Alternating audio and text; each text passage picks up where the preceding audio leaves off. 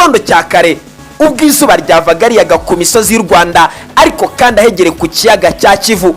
Aha niho abasiganwa bari ku magare biteguye kuyanyonga bazamuka ndetse banabarabara imisozi y'intara y'Amajyaruguru berekeza mu ruhengeri rw'ibihunge, ndavuga mu karere ka Musanze. Abasiganwa bari gikundi kinini cyane bari baparitse mu mujyi wa Rubavu biteguye kuzamuka ndetse no gucocera igare berekeza mu mujyi wa Musanze, aho bagombaga kunyura no mu Kinigi. N'umuhanda wari ugoranye cyane by'umwihariko amakoni ari mu karere ka Rubavu, aya Nyabihu ndetse no mu karere ka Musanze by'umwihariko, dore ko ya etape yagombaga kunyura mu Kinigi ubundi kagaruka mu mujyi wa Musanze. Netapi yari ndende cyane kuko yari kilometero birenga 84. Ni abasiganwa bagombaga kunyonga amagare ndetse banabarabara imisozi itatse intara y'Amajyaruguru berekeza mu ruhengeri rw'ibihunge. Abafana bari benshi ku mihanda, ibinyamakuru, amateleviziyo, buri umwe wese yarasa n'ugiye kureba ugiye kwegukana etape ijya mu ruhengeri rw'ibihunge, ndavuga iwabo w'ingagi. Mwahaye ikaze aho tugiye kunonosora akantu ku kandi ku byaranze etape ya gatandatu yavaga mu mujyi wa Rubavu yerekeza mu karere ka Musanze.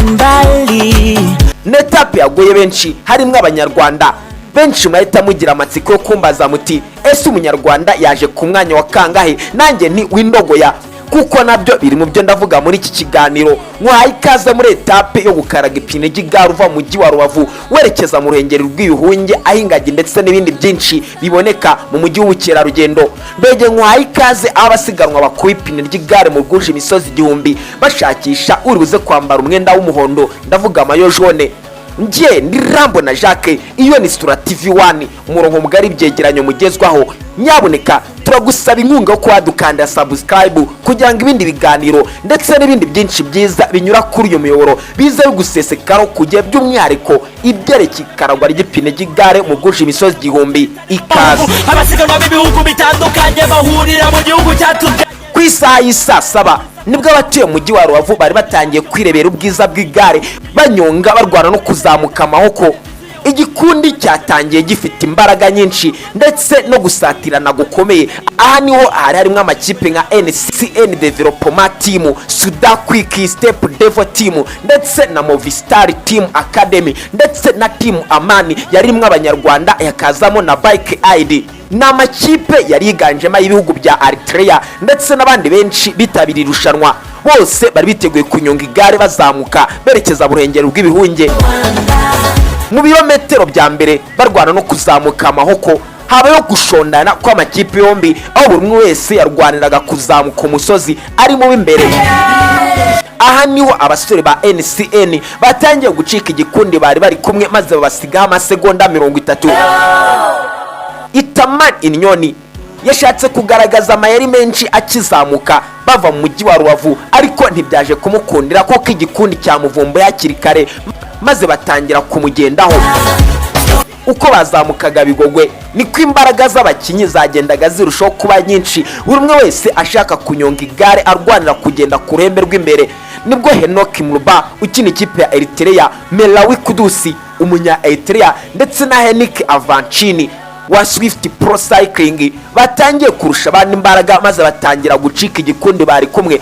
Ariko abasore b'ikipe ya NCN Development Team batangiye gukorana imbaraga nyinshi bashakisha abagenzi babo batatu bari basa nabi ku igikundi bari kumwe berekeza mu karere ka Nyabihu. Bageze mu Kamira aho umuyaga wabahuhagaho ndetse n'ibindi byinshi byamotivaga abakinnyi gukoresha imbaraga nyinshi.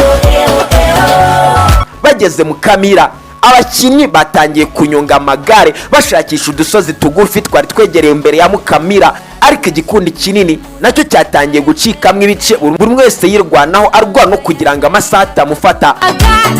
Bageze ahitwa Byangabo habaye intambara y'inkundura, aho buri wese yashakaga kudepasa undi ariko undi nawe akamubera ibamba. Byagezaho igikundi cy'imbere cyarimo amagare arenga 25. Hoda Monezi yashatse gutera asiga abagenzi be yerekeza mu mujyi wa Musanze ngo byibuze asatira umujyi wa Musanze ari mu ba mbere, ariko NCN Development Team yahise mukurikirana. Itama Inyoni bageza ahitwa mu Byangaho asa n'uri inyuma, ariko yasaga naho yizigamira imbaraga zibuze kumuzamura mu Kinigi, ubundi akongera kubika igare arimanura mu mujyi wa Musanze. bazamutse mu Kinigi, abakinyi bombi bafite umuhate ariko bombi bashakisha amayeri yatuma basiga abagenzi babo amasegonda make. Ibi byatumye Itama Inyoni atangira kunyonga igare, maze bagenzi be batangira gutungurwa n'uburyo Itama Inyoni yabanyuragaho bazamuka mu Kinigi.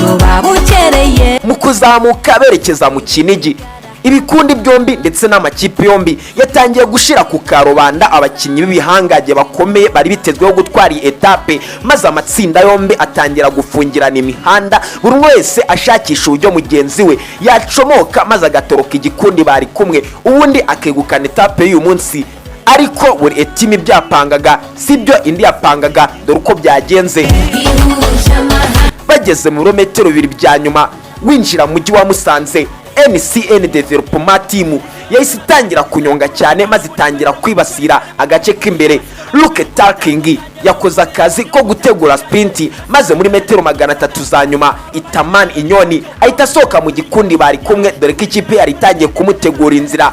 Hodem Nozi yagerageje gufunga Itaman Inyoni, ariko Roger Paleta Sala ukina ikipe ya Movistar Academy nawe yari hafi aho ngaho yiteguye kugira ngo ikosa ritoya ahita acomoka anyonga igare yerekeza ku murongo aho bari gusoreza irushanwa. Itaman Inyoni wari washatse gutsinda akiri Rubavu yahise akoresha imbaraga nyinshi, maze asiga abagenzi be bari kumwe mu rufaya rw'abafana benshi bari mu mujyi wa Musanze. Ibinyamakuru, amateleviziyo, kamera zose zikanuye ku murongo zigamije kureba uri buze gukaraga ipine ry'igare bwa mbere ku murongo, maze agatwara etape ya Rubavu Musanze.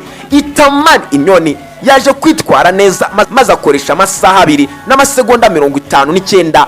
Ibi byatumye Itaman Inyoni aba umukinnyi w'uyu munsi wegukanye aka gace kavaga Rubavu kerekeza mu karere ka Musanze.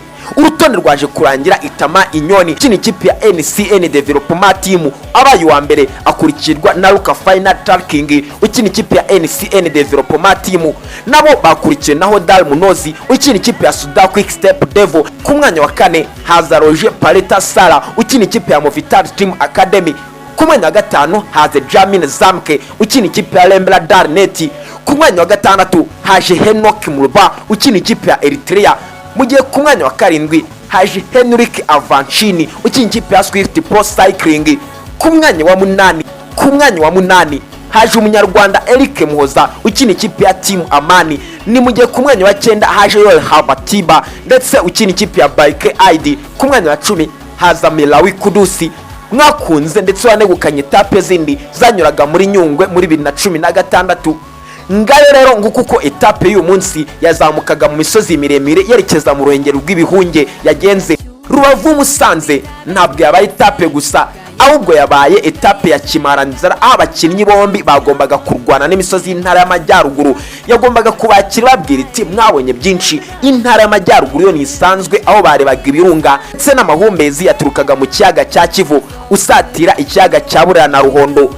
Nje na Rambo na Jacques, iyo ni Sura TV1, umurongo mugari byegeranyo mugezwaho. Nyaboneka turagusaba inkunga ko wadukanda subscribe kugira ngo ibindi biganiro ndetse n'ibindi byinshi byiza binyura kuri uyu muyoboro, by'umwihariko ipine ry'igare gikaragira kuri kamera, ubundi natwe tukabikugezaho gatanu ku kandi.